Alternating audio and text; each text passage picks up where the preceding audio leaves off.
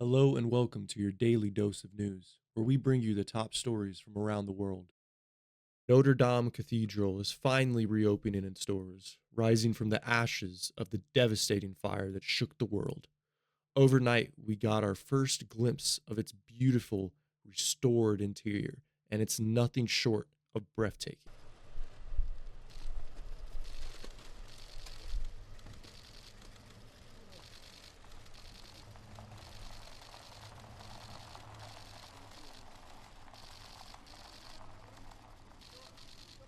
President, I just say it's a great honor for French people to welcome you 5 years later. And you were at that time President for the first time, and I remember the solidarity and your immediate reaction. So, welcome back again. Thank you We very are much. very happy to have you here. Thank you very much. Very great honor. And we had a great relationship, as everyone knows. We accomplished a lot together. And the people of France are spectacular. I guess it's one of our largest groups in the United States, French people. And we respect them and we love them. Very talented people, extremely energetic people, as you know very well. Yeah. And it's an honor to be here. We had a good time together, and we had a lot of success, really great success working together on defense and offense too. And it certainly seems like the world is going a little crazy right now, and we'll be talking about that. Thank you very much for being here. Merci beaucoup. A heartbreaking situation is unfolding in the southwestern province of the Dominican Republic of Congo, where a mysterious disease has already claimed at least 143 lives this month. Authorities report flu-like symptoms, including high fever and severe headaches, with women and children being hit the hardest. A medical team has been deployed to the Panzi Health Zone to collect samples and identify the illness, but the outlook is grim. In this rural area, a severe shortage of medicine means that many are dying at home without treatment. Civil society leader Saforan Manzana called the situation extremely worrying as infections continue to rise. The World Health Organization confirmed it alerted Congo's authorities last week and is now working with the country's health ministry to investigate the crisis. The crisis comes as Congo is already battling a severe mpox epidemic with over 47,000 suspected cases and more than 1,000 deaths reported. The strain on Congo's healthcare system is devastating, and immediate support is urgently needed. Tonight, something truly magical is happening in the night sky. Jupiter, the largest planet in our solar system, will reach its peak brightness in a rare celestial alignment. If you look up, you'll see it shining brighter than any star, a stunning sight that's impossible to miss.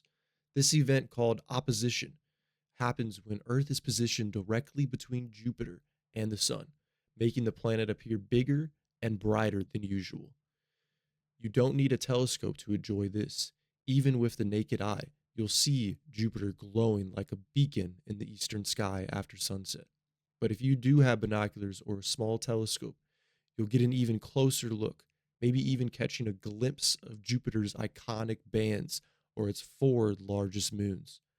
Moments like this remind us of how vast and beautiful our universe is. So take a minute tonight, step outside, and marvel at this incredible phenomenon. Jupiter won't be this bright again for a long time, so don't miss it. NYC Mayor Eric Adams is making waves again, and this time it's not just about policies. Rumors are swirling that he might be considering a return to the Republican Party. This comes amid an ongoing corruption investigation into his campaign finances and his increasingly hardline stance on immigration, which has some people questioning where his political loyalties really lie. Adams has been openly critical of the Biden administration handling of the immigration crisis, especially with New York City struggling to manage the influx of asylum seekers. Some say this aligns more with the Republican views than the Democrat Party's approach, raising eyebrows across the political spectrum. But here's the thing. What does this mean for New York City, for national politics, and most importantly, how are the New Yorkers feeling about all this? Let me know your thoughts in the comments below. Do you think Mayor Adams is gearing up for a big political shift, or is this just a media hype? The Federal Bureau of Prisons has officially shut down a women's prison at the center of a deeply troubling scandal. The facility, known as the Federal Correctional Institution in Dublin, California, gained infamy for reports of systematic abuse, where inmates endured years of harassment, mistreatment, and misconduct by staff. This closure comes after multiple investigations revealed a culture of fear and silence. Women who spoke out were often ignored or retaliated against, leading to years of unchecked abuse. Several staff members, including the former warden, have faced charges, shining a harsh light on the systematic failures that allowed this environment to persist. While the prison shutdown is a step toward accountability, many advocates say it's not enough. They're calling for broader reforms to address the culture within the prison system and to ensure that those in custody are treated with dignity and respect. This story is a sobering reminder of the importance of oversight and the fight for justice. It's a call to ensure that no one is subject to such inhumanity. Storm Darragh is here, and it's no small matter. A red weather warning has been issued, and authorities are urging everyone to stay home and stay safe. This storm is bringing dangerous winds, heavy rain, and the potential for widespread disruption. The red warning means there's a real risk to life, and it's not just about staying off the roads. It's about taking precautions at home too. Secure loose items outdoors, avoid unnecessary travel, and check in on loved ones or neighbors who might need help. The storm is expected to hit hardest in the evening, with winds strong enough to bring down trees, damage property, and cause power outages. Emergency services are on high alert, but they're asking for your cooperation to minimize risks. This is serious, but staying informed and prepared can make all the difference. Keep an eye on updates from local authorities and weather services, and please stay indoors until the worst has passed. There's growing concern in Alaska as a series of earthquakes have been detected beneath Mount Spur, a volcano not far from Anchorage, the state's largest city. These tremors are raising eyebrows among scientists who are monitoring the situation closely. While earthquakes in volcanic regions are unusual, increased seismic activity can sometimes signal that magma is moving beneath the surface, a potential sign of future eruptions. Right now, there is no immediate danger, but the situation is being treated seriously.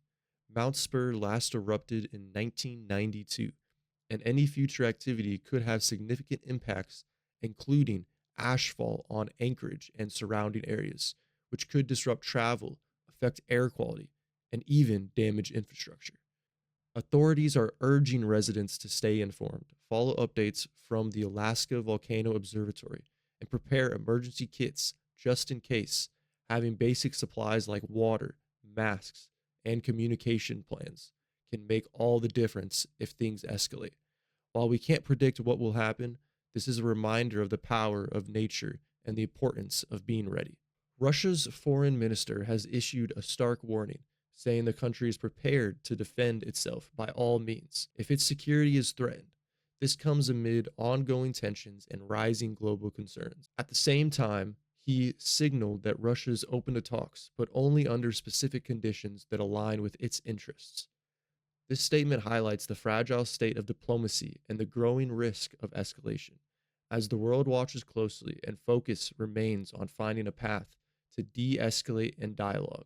The stakes couldn't be higher, and it's a moment that calls for careful, strategic decisions on the global stage. Westerners have been pronouncing lately that, well, don't believe that Russia has red lines. They announce their red lines. These red lines are being moved again and again and again. This is a very serious mistake. So the message which we wanted to sell by testing in real action this hypersonic system is that we will be ready to do anything to defend our legitimate interest. We hate even to think about war with the United States, which will take, nuclear character. That 100% says Jesus tits now. Jesus, me